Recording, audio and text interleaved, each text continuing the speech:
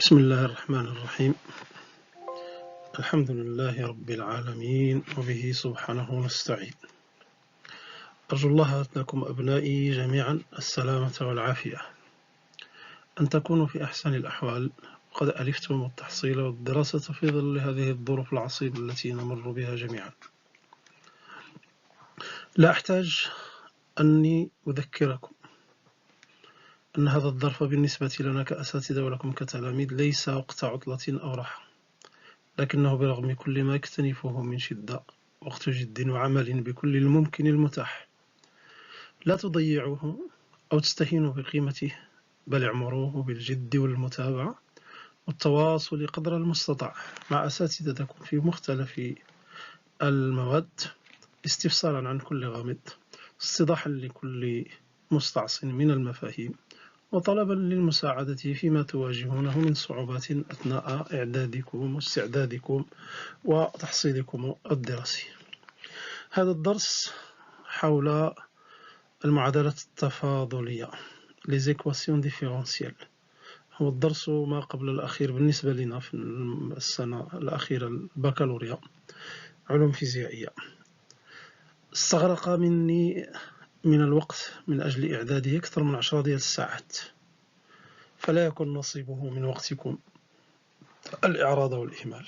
حاولوا أن تستوعبوه، أن تعيدوا التمارين التي قمنا بحلها في هذا العرض، وأن تبحثوا عن تمارين أخرى سأوافيكم بها إن شاء الله تعالى، ونصححها جميعا من خلال المنسقين ديالكم.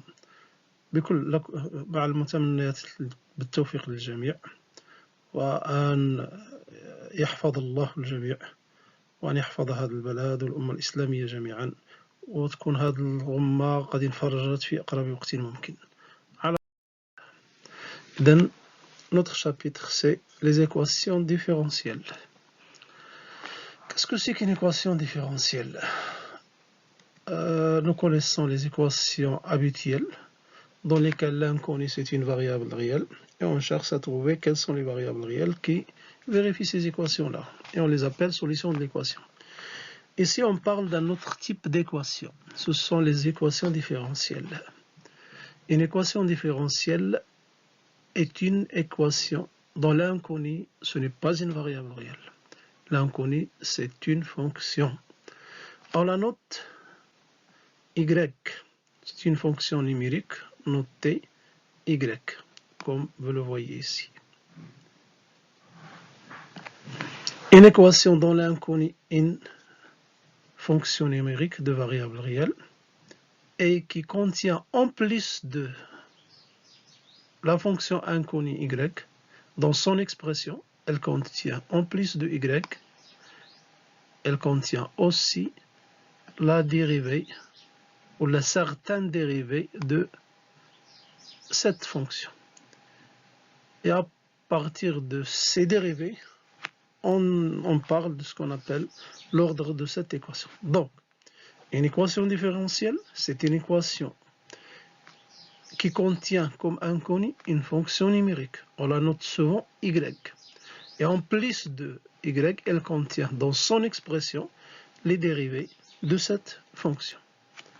Résoudre cette équation différentielle, qu'est-ce qu'elle consiste? Il consiste à trouver toutes ces fonctions vérifiant. Toutes les fonctions vérifiant cette équation différentielle, si on les retrouve, on dit qu'on a résolu, qu'on arrive à résoudre cette équation différentielle. Un vocabulaire à retenir, parce qu'on doit l'utiliser souvent dans les exercices, c'est un vocabulaire habituel que vous trouvez dans les exercices durant ce chapitre-là. Premièrement, on parle d'une solution particulière. Qu'est-ce qu'une solution particulière de l'équation différentielle? C'est tout simplement toute équation vérifiant l'équation.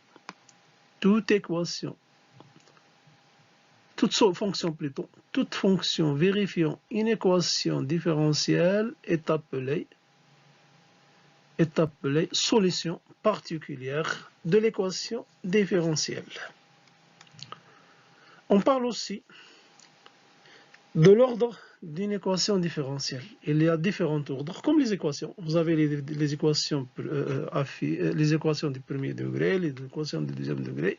C'est la même chose. On parle ici de l'ordre de l'équation différentielle. Si l'expression différentielle contient la fonction, sa dérivée premier, on l'appelle équation différentielle du premier ordre. On l'appelle fonction du premier ordre. On l'appelle équation plutôt, équation différentielle du premier ordre. Si elle contient la fonction, ses dérivées première et seconde, on l'appelle équation différentielle du deuxième ordre.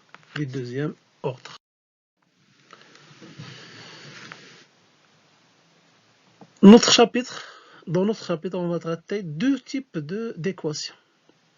Les équations différentielles du premier ordre et les équations différentielles du deuxième ordre.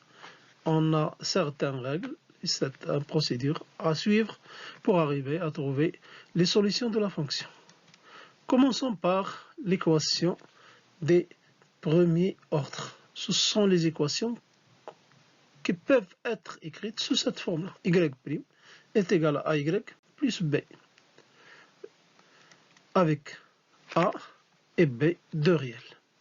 Donc tout type d'équation, ou toute équation qui peut être écrite sous cette forme-là, on les appelle équations différentielles du premier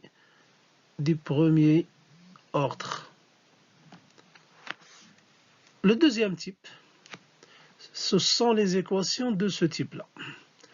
Elle contient, comme vous voyez, y seconde, elle contient y prime, elle contient y, avec des coefficients constants qui sont a et b. Ici, je peux prendre la constante C1, mais ce n'est pas obligatoire. Je peux avoir des constantes qui sont différentes de 1. Donc, toute équation, l'essentiel ici, c'est que ce genre d'équation, il contient y seconde, y prime et y. Et le coefficient de y seconde doit être non nul. Ici, c'est 1. A et b peuvent être nuls, mais y seconde, son coefficient doit être différent de 0. C'est pour cela qu'on écrit ici 1, pour être sûr que le coefficient de y seconde n'est pas nul. Donc les équations différentielles du type y seconde plus ay prime plus by égale à 0, elles sont appelées des équations différentielles du second ordre. Avec a et b, toujours, ce sont deux réels. On passe à certains exemples qu'on va étudier. Donc commençons par les équations différentielles du premier ordre. La première équation y' égale à 7y, c'est la plus simple, sous la forme y' égale à y. La deuxième, sous la forme y' est égale à y plus b. Donc l'exemple qu'on va traiter ici, c'est moins 2y plus 4. Et la troisième, c'est le troisième type qu'on a signalé dans la définition. Elle est sous la forme y', ay' plus by plus c. Ici, j'ai choisi de prendre le coefficient de y' différent de 1. Bon, constitution de la première équation différentielle. Donc la fonction, on commence par 0 parce qu'on veut diviser par y. Si on vérifie, est-ce que y égale à 0 ou non? Si y égale à 0, on trouve facilement que 0' c'est 0. Et 0, c'est égal à 7 fois 0. Donc la fonction nulle, constante, c'est une solution de cette équation différentielle du premier ordre. Si y est différent de 0, on peut effectuer le travail suivant. C'est-à-dire, je peux diviser par y, parce que y est différent de 0. Et je peux écrire l'équation différentielle y' est égale à 7y sous cette forme-là. Deux fonctions qui sont confondues, elles ont la même intégrale, elles ont la même primitive, elles ont la même dérivée. Donc, je passe à chercher la primitive, et j'ai donc l'intégrale de y' sur y, c'est égal à l'intégrale de 7 dx. Ce qui signifie parce que y' sur y, c'est ce qu'on appelle une dérivée logarithmique. Et la dérivée logarithmique, elle a pour primitive la fonction logarithme. C'est pour cela qu'on la nomme dérivée logarithmique. Donc ici, nous avons une dérivée logarithmique et c'est comme ça. C'est pour cela que sa primitive, c'est log de la valeur absolue de y qui doit être égale à 7y plus c. Avec c, une constante toujours. Toujours ici, j'ai une constante.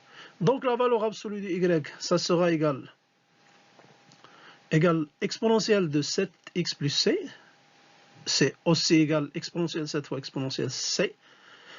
Si je veux enlever la valeur absolue, et je veux résumer les deux cas, parce que y soit égal à ec fois e7x, c'est positif, ou c'est moins ec fois e7x, c'est négatif. Donc la constante, elle est parfois positive, parfois négative, selon le signe de y. Donc, ce qui veut dire que y, elle s'écrit sous la forme k fois e7x avec k est égal, appartient à R. Je dis ni c'est positif, ni c'est négatif. Ça dépend du signe de la fonction y. Et comme ça, j'arrive à trouver facilement la solution, ou toutes les solutions de l'équation y' égale 7y. Passons au deuxième type